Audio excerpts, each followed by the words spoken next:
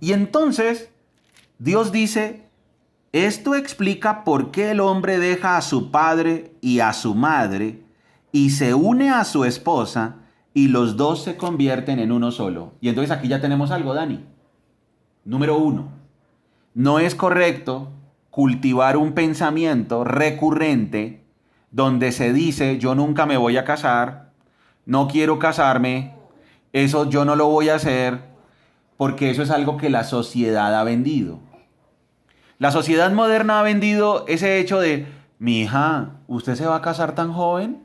No, mamita. ¿Qué dice la sociedad, Margie? ¿Qué has escuchado tú que dice la sociedad acerca de una joven que tiene unos 18 o 19 o 20 años y que empieza a vivir su vida? ¿Qué le dice la sociedad? No, disfrute la vida, ¿cómo se le ocurre? Viva, viaje, conozca, tenga varias parejas para que elija al fin cuál es. O sea, la inducen a que no se case, a que no se comprometa. Correcto. Y entonces eso genera un desdén hacia el matrimonio. Ahora, teniendo en cuenta las dos cosas que dijimos, Margie, del tabú y la prohibición y del desenfreno y el libertinaje, esa visión de decirle a la muchacha, mi hija, disfrute, ¿qué genera esa visión en ella? Eso genera libertinaje. Claro. Eso genera algo que me gustó, lo que tú dijiste, un desenfreno y una distorsión. Entonces ella empieza a distorsionarse en todas las áreas de su vida. Correcto. Entonces, Dani, a esa muchacha que se le dijo, mi hija, eso no se case, disfrute, viaje primero, o al muchacho, mi hijo, usted no se vaya a casar joven, no vaya a cometer esa brutalidad, usted primero viaje, disfrute, estudie, y después, sí, por allá cuando tenga 35, 40 y se haya realizado, ahí sí piense en conseguir pareja. Y entonces ahí eso hace que la persona se vaya para alguno de los dos extremos. Número uno, que empiece a creer que el sexo es malo o que el matrimonio es malo y que el deseo sexual es malo y entonces lo retiene. Y como lo retiene, eso le genera unos problemas porque si lo retiene, la retención de ese deseo, cuando explote, lo va a llevar a que practique cosas terribles. Porque como lo ha retenido, pues claro, el día que explota, se entrega al desenfreno. Desaforar. Y entonces, eso es uno. O la segunda postura que puede tener ese joven es, ay, sí, lo que dice mi papá o mi mamá tiene toda la razón, yo qué me voy a andar casando. Y entonces empieza a practicar el desenfreno. Y ahí tenemos varios problemas. El tabú, Margie, el tabú y la prohibición genera violaciones, abusos sexuales, desviaciones y distorsiones. Distorsiones sobre todo. El tabú y la prohibición. Y el desenfreno genera embarazos no deseados, embarazos en adolescentes y en jóvenes, lo cual conlleva al aborto. También genera violaciones y distorsiones. Si ven que el gran problema de la sexualidad es que no se regula y no se entiende el propósito del matrimonio. Y por eso entonces el apóstol Pablo está lidiando con esos problemas en Corinto. Recordemos que estamos estudiando primera carta a los Corintios y en primera carta a los Corintios ellos estaban rodeados de tanta inmoralidad que una parte de la iglesia había dicho, uy no, yo mejor ni hablo de sexo y me quedo sin casar. Y si estoy casado ni siquiera pienso en eso. Y en el caso, y en el otro extremo era, no, el cuerpo es el cuerpo y el espíritu es el espíritu. Yo le doy gusto al cuerpo y que el espíritu se relacione con Dios. Y las dos posturas ya sabemos que están equivocadas. De acuerdo a este relato de Génesis, vuelvo a leerlo. Voy a volver a leer Génesis. Dani, ¿me sigues en la lectura, por favor? Desde el 2:18 de Génesis. Dice: después el Señor Dios dijo, no es bueno que el hombre esté solo, haré una ayuda ideal para él. Entonces el Señor Dios formó de la tierra todos los animales salvajes y todas las aves del cielo, los puso frente al hombre para ver cómo los llamaría, y el hombre escogió un nombre para cada uno de ellos, puso nombre a todos los animales domésticos, a todas las aves del cielo y a todos los animales salvajes, pero aún no había ayuda ideal para él. Este relato está puesto ahí con la intención, el autor lo que quiere es resaltar que en toda la creación la única ayuda y complemento para el hombre es ¿quién? La mujer. Esa es la intención del relato. Por eso el autor enriquece su relato con esto, diciendo, y le puso nombre a los animales, etcétera, etcétera.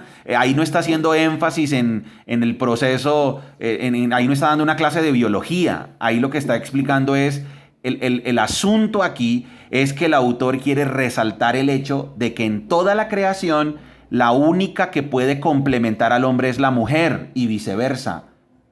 El complemento para la mujer es el hombre. Muy bien, versículo 21. Entonces el Señor Dios hizo que el hombre cayera en un profundo sueño. Mientras el hombre dormía, el Señor Dios le sacó una de sus costillas y cerró la abertura. Entonces el Señor Dios hizo de la costilla una mujer y la presentó al hombre. Hay gente que se queda discutiendo este versículo. ¿Cómo así? ¿Y cómo le sacó la costilla? ¿Y dónde está la cicatriz? Pero de una costilla... Hombre, ¿por qué se discute eso si ese no es el objetivo del relato?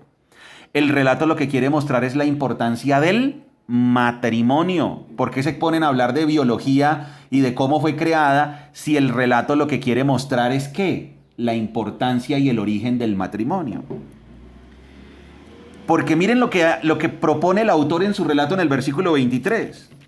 ¡Al fin!, exclamó el hombre, esta es hueso de mis huesos y carne de mi carne. Ella será llamada mujer porque fue formada y porque fue tomada del hombre. Y miren el punto del relato. Esto explica por qué el hombre deja a su padre y a su madre y se une a su esposa y los dos se convierten en uno solo. Ahora bien, el hombre y su esposa estaban desnudos, pero no sentían vergüenza. ¿Cómo estaban? Estaban desnudos. La intención es intimidad, o sea, el autor quiere mostrar que entre la esposa y el esposo hay intimidad. Pero ¿cómo es el orden de la intimidad? El orden de la intimidad es, Dani, intimidad es acercarse a una persona y conocerla muy bien. Pero, ¿qué hace la sociedad? La sociedad lo primero que dice es que uno se debe conocer íntimamente desnudos, que ese debe ser el primero. ¿Eso qué quiere decir? Quiere decir que, eso es una distorsión, quiere decir que hay un joven, digamos un joven de 20 años, se va para una fiesta y allá conoce a una muchacha y le gusta. Se gustan físicamente, se atraen, entonces esa misma noche se toman unos traguitos, bailan un ratico y entonces de una vez supuestamente tienen disque intimidad y es que se van para un sitio, tienen relaciones sexuales, están desnudos y a eso el mundo lo llama intimidad, pero ese es un error. Ahí no hay ningún tipo de intimidad. Intimidad es un conocimiento profundo. Y entonces Dios, ¿qué es lo primero que dice de acuerdo a lo que enseñan todas las Sagradas Escrituras? Lo correcto sería, voy a pintar la escena. Es solo a manera de ejemplo, no que en todos los casos ocurra así. Pero a manera de ejemplo, lo correcto debería ser así. Y es, el muchacho conoce a una muchacha en algún sitio, donde sea, la conoce. Obviamente un sitio donde no se practique la inmoralidad, ¿no? Queda claro. Se conoce a su muchacha y se gustan, se atraen. Lo que Dios ordena es, primero debe haber una intimidad espiritual. O sea, primero tiene que existir un conocimiento profundo en el área espiritual. O sea, leer la Biblia juntos, orar juntos, hablar de sus creencias en Dios juntos. Entonces, Margie, ¿puedes apuntar ese orden para que ahorita lo podamos volver a repasar? Entonces, el primer aspecto donde debe existir intimidad, Dani, es en el área espiritual. ¿Eso qué quiere decir? Imaginémonos que tú te vas de viaje o vas a algún lado, estás en un parque o estás en cualquier parte, estás trabajando o donde sea, y tú conoces a una muchacha y se gustan, se atraen. Lo primero que hay que hacer es una intimidad, o lo que hay que tener es una intimidad espiritual. Tú lees la Biblia, tú crees en Dios, cómo es tu relación con Dios, y se hablan de esos temas que son súper chéveres. Se habla de eso para buscar la afinidad espiritual. Buscar la afinidad espiritual primero. Después de buscar la afinidad espiritual, se busca la afinidad y la intimidad intelectual. Entonces, primero afinidad espiritual y después afinidad intelectual. ¿Eso qué quiere decir? ¿Qué piensan del mundo? ¿Qué conocen? ¿Qué saben? ¿Qué conocimientos tienen de la vida en general? Conocimiento intelectual. Después del conocimiento intelectual viene el vínculo emocional, que ahí es por lo regular donde se establece el noviazgo, después de la intimidad emocional, porque ya se conocen a nivel sentimental y sienten amor el uno por el otro, atracción, amistad el uno por el otro, sentimientos especiales el uno por el otro. Y eso los lleva a querer casarse. Y entonces cuando ya se casan, se consuma ahora sí la intimidad sexual, corporal, física, donde es que viene esa intimidad corporal que está diciendo aquí el autor. Los dos estaban desnudos, pero no sentían vergüenza. Y entonces los dos ahora tenían intimidad física. ¿Quién diseñó eso? Dios fue el que diseñó ese orden. Y vamos a ver algunos versículos que reflejan de esto que estamos hablando hoy. Entonces la sociedad corintia estaba tan corrupta que había hecho que la iglesia tomara esas dos posturas, o el tabú o el libertinaje. Pero el apóstol ahora les va a explicar que todo eso se regula en el matrimonio. Margie, ¿me puedes decir cómo te quedó el orden del proceso de intimidad en una pareja hasta que se consuma el matrimonio? Sí, mira, número 1, buscar la afinidad espiritual. Número 2, buscar la afinidad intelectual. Número 3, se crea un vínculo emocional. Número 4, se consolida el matrimonio o la unión de esa pareja, hombre y mujer. Número 5, intimidad física. Perfecto, así es.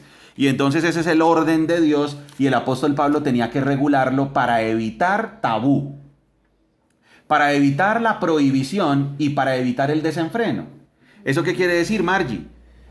Que toda familia, toda pareja que nos está escuchando debe entender que eso se le debe enseñar a los hijos en el hogar, porque afuera nadie se lo va a enseñar. Con mi esposa hemos hablado, oye, ¿a ti quién te educó a nivel sexual de manera objetiva? Nadie. A mí, ¿quién me educó a nivel sexual de manera objetiva? Nadie. Y hay muchos hogares, hay muchos hijos de hogares, en hogares cristianos o en hogares religiosos, donde ese tema es un tabú, está prohibido, no se puede hablar. Pero al mismo tiempo hay muchachos que están entregados al desenfreno porque tampoco han entendido. Y eso es lo que el apóstol Pablo quiere regular aquí. Pero mira que es como una contradicción, ¿no? En los hogares no se quiere hablar de eso, pero escuchan reggaetón y todos sus afines y ven todos sus videos que son referentes a eso. Entonces estamos en una sociedad incoherente. Hay hogares en que pasa así, que hay incoherencia, y hay hogares donde todo está prohibido porque todo está prohibido. Sí. Entonces todo es malo, malo, malo, malo, malo.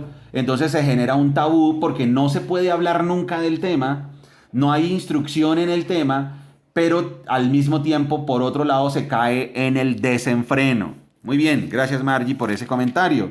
Ojo con la incoherencia también. Ojo con el tabú y ojo con el desenfreno. Y entonces vamos a ver qué dice Dios acerca del matrimonio en el Nuevo Testamento. Por ejemplo, dice versículo 22 del capítulo 5 de Efesios, Dani. Efesios 5:22 dice, voy a leer desde el 21. Es más, sométanse unos a otros por referencia a Cristo. El apóstol Pablo va a hablar de los esposos y las esposas. Quiere decir, el esposo debe someterse a la esposa y la esposa debe someterse al esposo. O sea, es una sumisión mutua. No es que la esposa se someta al esposo y él es el que manda, sino es una sumisión mutua. Para las esposas, eso significa sométase cada uno a su marido como al Señor. Y miren que en el versículo 25 dice, para los maridos eso significa. ¿Eso qué quiere decir? El marido se somete y la esposa se somete. Los dos se someten mutuamente. Para las esposas eso significa sométase cada uno a su marido como al Señor, porque el marido es la cabeza de su esposa, como Cristo es la cabeza de la iglesia. Él es el salvador de su cuerpo, que es la iglesia. Así como la iglesia se somete a Cristo, de igual manera la esposa debe someterse en todo a su marido. Para los maridos eso significa ame cada uno a su esposa, tal como Cristo amó a la iglesia. Él entregó su vida por ella a fin de hacerla santa y limpia, al lavarla mediante la purificación de la palabra de Dios. Lo hizo para presentársela a sí mismo como una iglesia gloriosa, sin mancha, ni arruga, ni ningún otro defecto. Será en cambio santa e intachable. De la misma manera, el marido debe amar a su esposa como ama a su propio cuerpo, pues un hombre que ama a su esposa en realidad demuestra que se ama a sí mismo. ¿Sí ves, Dani? El hombre que ama a su esposa está demostrando que se ama a sí mismo. Nadie odia a su propio cuerpo, sino que lo alimenta y lo cuida, tal como Cristo lo hace por la iglesia, y nosotros somos miembros de su cuerpo, como dicen las Escrituras. Mira que aquí el autor, el apóstol Pablo, va a citar nuevamente Génesis. El hombre deja a su padre y a su madre y se une a su esposa y los dos se convierten en un solo cuerpo. El apóstol Pablo, cuando escribió Efesios, está hablando de la connotación espiritual y emocional del matrimonio. Él utiliza el matrimonio para ilustrar la relación entre Cristo y la iglesia. Sin embargo, esta es una verdad muy grande, que el matrimonio primero tiene una connotación espiritual. ¿Ok? ¿El matrimonio qué tiene, Dani? Una connotación espiritual. Una connotación espiritual, como lo apuntó Margie. Yo primero debo tener en cuenta el aspecto espiritual cuando me relaciono con una persona, si me atrae, si me gusta, primero la relación espiritual, después un conocimiento y una afinidad intelectual, después emocional y después ahí sí viene la intimidad o el conocimiento físico después del matrimonio. Muy bien. Así es. Y de esa manera entonces queda regulado. Y eso es lo que los corintios necesitaban conocer porque ellos habían caído en esos dos problemas, en esos dos polos opuestos. Margie, ¿cuáles son los dos polos opuestos en los que habían caído los corintios en su inmadurez? El tabú, es decir, el tabú y la prohibición, es decir, la falta de conocimiento, de discernimiento, de madurez. Y el otro, el libertinaje, que es el desenfreno y la distorsión total. Perfecto, amigo. Los dos son malos, ¿no? Correcto, amigo que me estás escuchando. Si no entendemos el matrimonio en la vida cristiana y no le explicamos a nuestros hijos estas dimensiones en el matrimonio, entonces nuestros hijos pueden caer en las dos cosas. Pensar que la sexualidad es un tabú del cual no se puede hablar y eso genera una represión que después desencadena problemas terribles. O nuestros hijos pueden caer en la distorsión y en el desenfreno y el libertinaje. Dani, contéstanos esta pregunta, campeón. Para no caer en el tabú, en la prohibición y en la represión, y para no caer en el libertinaje y en la distorsión, ¿cuál es la solución? Piénsalo con calma. ¿Casarse? Antes de casarse, sí, es entender el matrimonio, campeón. Todos estos pasos. ¿Sí ves? Entonces, campeón hermoso, para que un joven como tú, que ya este año cumples 12 años, ya te conviertes en un joven. Entonces, para que un joven como tú, o cualquier joven que nos está escuchando, no caiga en esos dos problemas, en la represión, para que no caiga en el tabú, en la ignorancia, para que no caiga en la prohibición y para que no sea un ser humano que vive todo el tiempo reprimido, debe entender el matrimonio.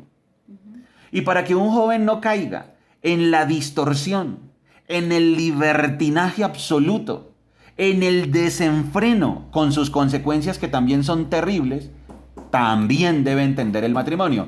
O sea que la respuesta es entender el matrimonio. Querido amigo que nos estás escuchando, quiere decir que la carta a los Corintios entonces ya nos toca dos temas importantes para avanzar hacia la madurez. Primer tema, si yo quiero ser un cristiano maduro, ¿cuál es ese primer tema? No seguir líderes humanos. Ese es el primer tema si yo quiero ser un cristiano maduro. No seguir líderes humanos, organizaciones humanas, religión humana, atribuirle el mérito a la sabiduría humana, no seguir líderes humanos. Eso nos lleva a la madurez. Y segundo punto, para avanzar hacia la madurez, es entender el matrimonio. Debemos entender el matrimonio. Debemos entender lo sagrado del matrimonio. Y entonces resulta que el matrimonio se construye con 4 tipos de intimidad. Vuelvo a explicarlo, querido amigo. Ahora le voy a hablar a las personas que ya están casadas. Por ahora, como ustedes se dan cuenta, amigos que me estaban escuchando, le estaba hablando a mi hijo Dani. Dani, ¿sí te diste cuenta? Sí. te estoy hablando a ti, campeón hermoso. Te estoy explicando cómo debe ser la manera en la que tú debes ver el matrimonio y la sexualidad para que no vayas a caer en estos dos problemas. No vayas a caer en la represión, hijo. No vayas a caer en la prohibición, que eso tiene unas consecuencias terribles. Y que tampoco vayas a caer en el desenfreno y la distorsión. ¿Listo, campeón bello? Y ahora le voy a hablar a las personas que están casadas. Porque el apóstol Pablo hace lo mismo. El apóstol Pablo también le habla a jóvenes. Y el apóstol Pablo también le habla a gente casada. Por eso yo le hablé primero a mi hijo y después vamos a hablar ahora de las personas casadas. Sí. Las personas casadas deben tener en cuenta entonces estos 4 niveles o 4 puntos o 4 temas de intimidad. Toda persona casada debe tener primero intimidad espiritual con su esposa y con su esposo. Primero debe existir la intimidad espiritual, la creencia unificada en Dios, la lectura de la Biblia, el estudio de las Sagradas Escrituras, un conocimiento profundo de las Sagradas Escrituras. Entonces eso es intimidad espiritual. Número 2, intimidad intelectual, compartir el conocimiento, crecer, estudiar juntos. Por eso es un error decirle a un joven, es un error decirle, oye, mi amor, no, si tú quieres casarte con tu novia y están muy enamorados, no, espérate que primero entra a la universidad, termínala y ahí sí te casas. ¿Qué? O sea, lo estás mandando a un mundo, por ejemplo, si es un joven de 21 años, de 20 años, lo estás enviando a un mundo donde está plagado de tentaciones sexuales. Él no se va a poder contener, por favor. Él no se va a poder contener. 6, 7, 10 compañeras le atraen. Y entonces él está esperando aguantarse 5 años de su vida para ahí sí casarse. Grave error. Grave error. ¿Pero por qué pasa eso? Porque él no es maduro, porque los papás y en la familia no le han enseñado que primero debe preocuparse por la intimidad espiritual. Después por la intimidad intelectual. Y entonces eso debe pasar en el matrimonio. Entonces en el matrimonio ya cuando está consumado, la pareja entonces debe tener intimidad intelectual, donde estudian juntos, donde crecen juntos. Eso no pasa nada si 2 universitarios están casados y al mismo tiempo están sacando sus carreras adelante. Mario, ¿pasa algo? No. Para nada. Al contrario, están creciendo a nivel intelectual, lo cual es correcto en el matrimonio. Están forjando su proyecto de vida. Están forjando su proyecto de vida, es correctísimo. O sea, es absolutamente correcto y normal y corriente que 2 jóvenes casados estén tratando de sacar su proyecto de vida adelante y los 2 estén en la universidad y estén sacando su proyecto adelante. Eso no tendría nada de malo. Ojo que son paradigmas que no están entendiendo la palabra de Dios. Ahora, no digo que esa sea la regla, estoy simplemente poniendo ejemplos. Ajá. Entonces, primer nivel de intimidad cuando ya están casados es el nivel espiritual. Segundo, el nivel intelectual, donde juntos crecen, aprenden, leen, crecen a nivel intelectual, a nivel social, a nivel profesional, se proyectan. Número 3, el nivel emocional.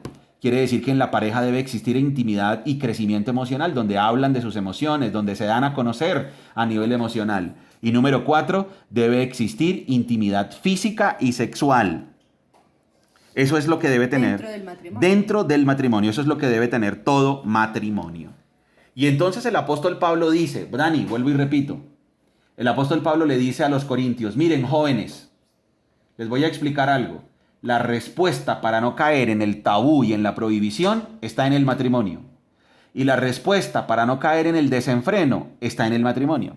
Sí, Dani, si me lo permites, hay una distorsión en nuestra sociedad y es que hoy en día se está viendo un fenómeno sobre todo en las mujeres, hombres y mujeres jóvenes ya adultos que no se han casado porque nadie les ha enseñado acerca de la real intimidad y no conocen qué es el matrimonio. Entonces, o les da miedo lanzarse al matrimonio porque ven tanto fracaso o no se lanzan porque o se lanzan, perdón, sin conocimiento Sin y es herramientas. un total fracaso. Entonces es un círculo social que se está viendo porque no se está enseñando este tipo de información. Correcto, quiere decir que ¿quién debe entrenar? En el caso mío, que tengo ya un joven que va a cumplir 12 años, ¿quién debe entrenarlo a él para que esté preparado para la vida? Pues yo.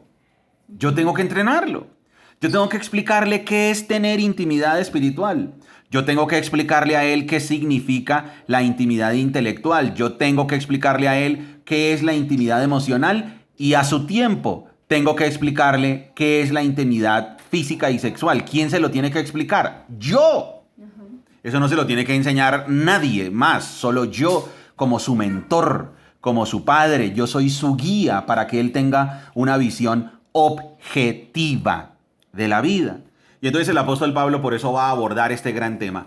Uy, amigo, qué buenas clases estamos teniendo en el mejor manual de crianza, porque la carta a los Corintios nos está explicando cómo lidiar con todos estos asuntos. Recuerden, la carta de Pablo a los Corintios es una carta donde está invitando el autor a los corintios a que avancen hacia la madurez. Y el primer punto fue: no sigas líderes humanos, porque eso es una muestra de inmadurez. Y el segundo punto es: si quieres luchar contra la inmoralidad, la respuesta está en el matrimonio. Y por eso miren cómo arranca el capítulo 5 de la primera carta a los Corintios. Ahora sí van a entender por qué la primera carta a los Corintios empieza así. Me cuesta creer lo que me informan acerca de la inmoralidad sexual que hay entre ustedes. ¿Sí ven? El capítulo 5 ya arranca. Por eso teníamos que entender primero el contexto general, para ahí sí poder entender de qué va a hablar el apóstol Pablo, el por qué va a hablar de los temas que va a hablar y cómo los va a tocar. Muy bien, querido amigo, gran conclusión que nos dejan estas clases, gran conclusión, es: la respuesta está en saber del matrimonio. Si no sabemos del matrimonio, no vamos a lidiar ni con los tabús, ni con la represión, ni con la prohibición, lo cual genera unas consecuencias terribles. Y tampoco vamos a lidiar con el desenfreno. Yo con esta clase no estoy diciendo que la Biblia diga que todo el mundo está obligado a casarse. No. Lo que sí pretenden estas clases es explicar que todos los seres humanos, sobre todo todos los seguidores de Jesucristo, debemos entender estas 4 dimensiones de la intimidad en el matrimonio. Debemos comprenderlas y debemos comprender de qué se trata el matrimonio para tomar decisiones acertadas basadas en el discernimiento. Eso significa madurez. Margie, ¿qué te deja como reflexión esta clase de madurez? Ahora sí tiene el título: Madurez y matrimonio. Esta serie Madurez y matrimonio, ¿qué te deja de enseñanza? Bueno, que indiscutiblemente tenemos que capacitarnos en qué es el matrimonio y qué profundidad tiene y qué importancia tiene enseñarle a los niños y a los jóvenes y a nosotros mismos capacitarnos en este tema para madurar. Y realmente temas como este se debieran enseñar desde la escuela. Pero desafortunadamente, y sí se están haciendo, pero se están haciendo de una manera errada. Se le está enseñando a los niños y jóvenes este tema, que es un tabú también, la sexualidad, de una manera distorsionada. Entonces hay que estar alerta, eso es, tenemos que estar alertas y utilizando, como digo yo en mi programa, la lupa espiritual que yo uso es Efesios 5:10, donde dice: averigüen bien lo que le agrada a Dios. Muy bien, amigos, recuerda que somos Margie y Daniel, familias saludables, familias que se enfocan en lo importante. Hasta Chao. pronto. Chao, María Paz. Chao. Chao, amigos.